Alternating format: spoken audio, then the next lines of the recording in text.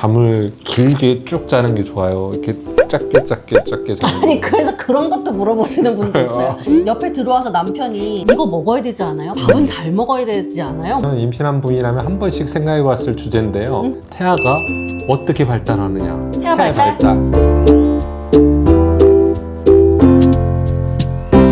안녕하세요. 전문의 이경훈입니다. 안녕하세요. 난임 전문의 이유정입니다. 오늘은 임신한 분이라면 한 번씩 생각해 봤을 주제인데요. 태아가 어떻게 발달하느냐. 태아 발달? 이 영상은 지금까지 알려진 과학적인 근거 안에서 어디까지가 진실이고 어디까지가 가장인지 원장님과 한번 정리해 볼게요. 네, 임신하신 분들이라면 오늘 영상 주제도 아주 흥미로울 것 같습니다. 태아의 감정 발달, 뭐 과학적으로 아직 완전히 밝혀지지 않는 영역이잖아요. 그쵸, 뭐 알 수가 있나? 네, 기쁨, 슬픔, 사랑 이런 복잡한 감정은 의식적으로 느끼는 시기가 없다는 게 주로 과학자들의 견해이기도 하죠. 대신 임신 후반기에 엄마의 감정 상태에 따라서 이제 생리적으로 반응을 할 수 있다. 이 엄마 몸에서 분비되는 호르몬이 매기가 되는 거죠. 스트레스가 높으면 코티솔이라는 호르몬이 증가하게 되고 그 영향이 태반을 통해서 태아에게 전달되는 거죠.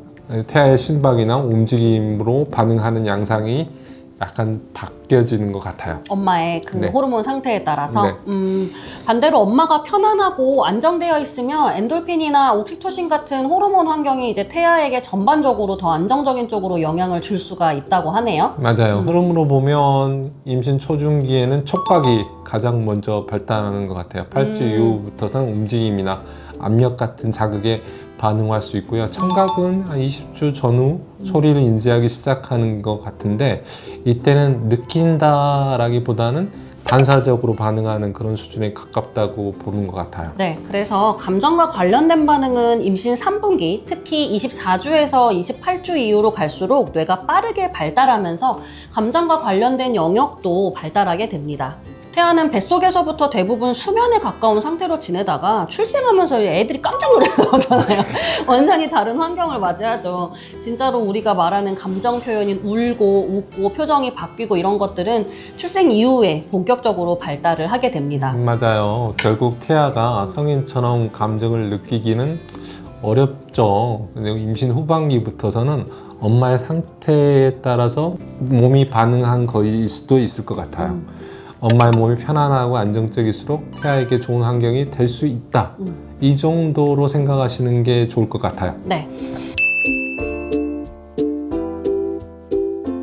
주로 임신 초기에 엄마가 특정 음식을 안 먹으면 태아가 그 음식말을 덜 접하게 되고 아이가 나중에 그 음식을 싫어할 거라고 추정하는 경우가 많잖아요.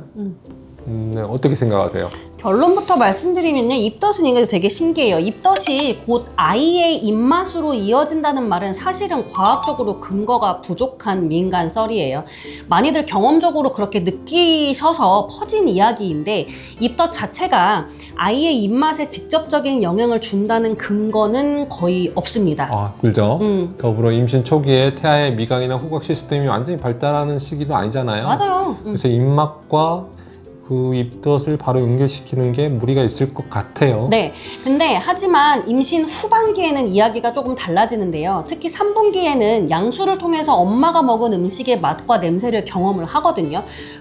되게 이거 흥미로운 내용 중에 하나인데 애들이 태어나면은 당근, 케일 같은 채소를 안 먹잖아요. 그렇지. 그러니까 이제 연구 자체를 그렇게 한 거야. 엄마가 그거를 많이 좀 먹어봤어, 3분기에. 어허. 그랬더니 출생 후에 아이가 그 맛을 더 잘 받아들인다는 연구 결과가 있었다는 거지.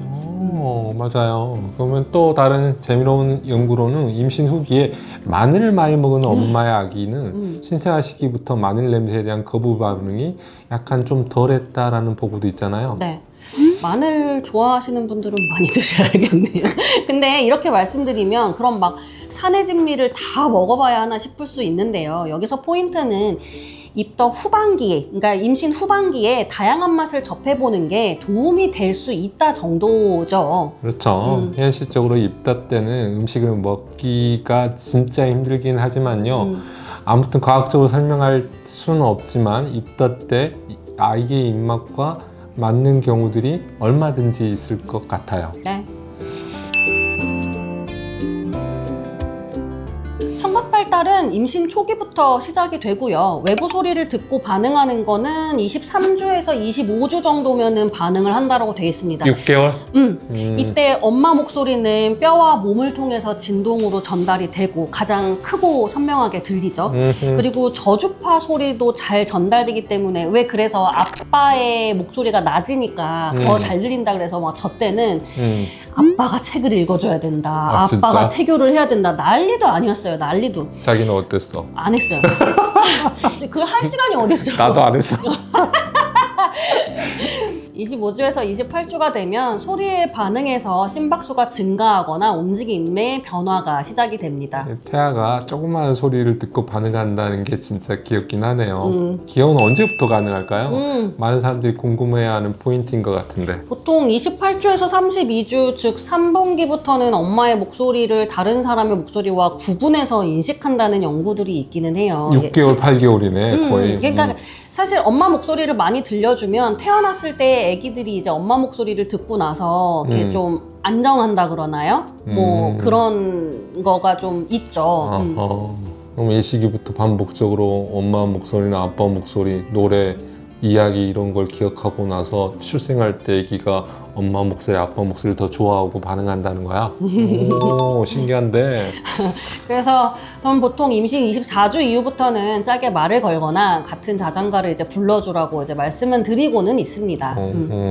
정리해보면 23에서 25주부터 애부 소리를 듣기 시작하고 7개월쯤부터서 엄마 목소리를 구분하고 기억하는 단계가 된다는 이야기네요. 네. 엄마의 수면과 스트레스, 애기한테 상당히 영향을 미칠 수 있을 것 같아요. 네, 스트레스 호르몬, 특히 코르티솔을 매개로 해서 이게 이루어진다는 그런 이야기가 있잖아요. 임신 초기에 인지 발달 쪽과도 관계가 있고 임신 후기에는 운동 발달 쪽에도 부정적인 영향을 미친다는 보고가 있잖아요. 아무래도 기질에 변화가 좀 있겠죠. 임신 중 2분기에 스트레스가 높았다면 출생 후 아기의 감정 조절이 조금 어렵다? 스트레스 회복력이 좀 낮다? 불안 반응이 좀 높다? 이런 보고가 있다는 거죠. 네, 맞아요. 놀란 반응이 과하게 나타나거나 아니면 회복력이 낮게 관찰된다는 사례들이 있다는 거죠. 네. 그리고 스트레스 관리만큼이나 중요한 게 이제 수면인데요. 사실 잠 못 자면 스트레스 받고 스트레스 받으면 또 잠 못 자고 이제 연관되는 부분이 많잖아요. 임신 중에도 똑같거든요. 불면증과 같이 수면 부족 또는 질 낮은 수면은 산모 호르몬 균형이 흔들리고 그게 다시 스트레스 반응을 키우면서 악순환이 될 수 있습니다. 연구에서도 수면 문제가 태아 신경 발달과 연결될 수 있다는 보고가 있고 출생 후에 아기의 기질, 그러니까 이게 기질이라고 하면 약간 성격이라고 해야 되나요? 예를 들면은 좀 예민하고 과하게 예민하고 수면 패턴과도 이제 간접적으로 연결이 될 수 있다고 봅니다. 그럼 얼마나 스트레스를 받으면 이런 영향을 받고 수면은 어느 정도 자야지 안전한 거예요? 이거 되게 많이 왜 처음에 저희는 이제 아무래도 임신 초기를 많이 보니까 임신 초기에 되게 많이 물어보시는 게 저 너무 졸려요. 당연한 건데. 또 반대로 저 너무 잠이 안 와요 이렇게 물어보시는 분들이 있어요. 근데 이제 그럼 잠이 안 오시는 분들이 괜히 이 영상을 보시면 이제 걱정을 하실 수도 있는데 어느 기준선은 좀 있습니다. 이제 개인적으로는 스트레스 인지척도 PSS라는 이제 척도 수치가 있는데요. 지속적으로 높은 점수가 나오면 영향을 받을 가능성이 크다는 거지. 그리고 수면 같은 경우는 일반 성인 권장 수면이 한 7시간에서 8시간 물론 이만큼 못 자시는 분도 있죠. 근데 그렇죠. 그래서 한 성인 수면 시간이 6시간 이상 이렇게 말씀을 드리는데 임신 중에는 피로가 증가해서 6시간보다 더 잘 수밖에 없어요. 보통 이제 9시간까지, 7시간에서 이제 9시간까지로도 권하고 있는데요. 맞아요. 만약에 7시간 미만의 수면이 반복된다면 이음 신호라고 봐야 될 것 같아요. 그러고 네. 맞아요. 6시간 미만으로 지속되면 물론 조산이나 제왕절개 상승으로 이렇게 연결될 가능성이 높다고 생각돼요. 그러면 잠을 길게 쭉 자는 게 좋아요? 이렇게 짧게 자는 아니 거. 그래서 그런 것도 물어보시는 분도 있어요. 너무 잠이 안 와서 뭐 낮에 뭐 몇 시간을 자고 뭐 밤에 몇 시 이렇게까지 막 디테일하게 물어보시고 걱정을 하시는 분들이 되게 많으신 것 같아요. 그때는 알아서 자라고 그래요? 그러면 어떻게 해요? 근데 제 기준에 봤을 때 하루에 6시간 정도 충분히 주무시면 저는 괜찮을 것 같아요. 저는 수면의 이렇게 양보다는 질이라고 또 생각을 해서 그렇게라도 자라고 해요. 낮잠이라도. 예, 작게라도 좀 잘 수 있다면 그러면은 좀 자도 된다라고 생각하는데 막 길게 수면의 질이 어떤 길게 자는 것이 아니라 깊게 자는 거라고 생각한다면 전 그것도 괜찮다라고 생각해요. 진짜 당황스러웠던 게 저녁에 잠을 못 잔대요. 새벽 저녁에 인면이 어렵네. 인면이. 아니 그냥 저녁에 잠을 못 잔대. 아하. 그래서 그냥 꼬치꼬치 이렇게 물어보잖아요. 그러면 새벽에 자거나 아하. 낮에 막 4시간, 5시간, 6시간 이렇게 주무시는 분들도 계세요. 그러니까 수면 패턴이 완전히 낮과 바뀌나? 밤이 바뀌거나 완전히 좀 우리가 이제 정상적인 수면 패턴이라고 보기 좀 어려운 분들도 되게 많으신 것 같아요.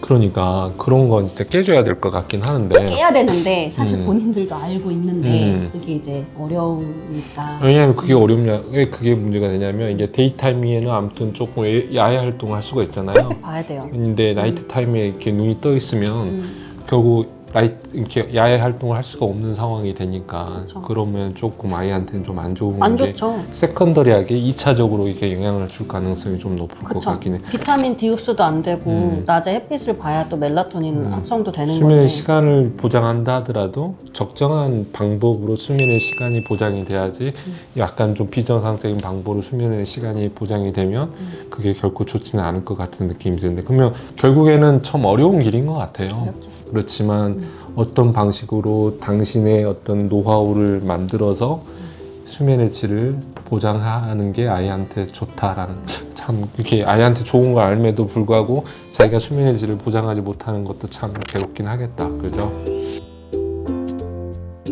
아기에게 가장 좋은 것은 산모가 잘 먹고 잘 쉬고 안정적인 상태를 유지하는 것이라고 말씀드리고 싶어요. 임신했다고 해서 드루노만 있을 필요 없고 운동 다 끊을 필요 없고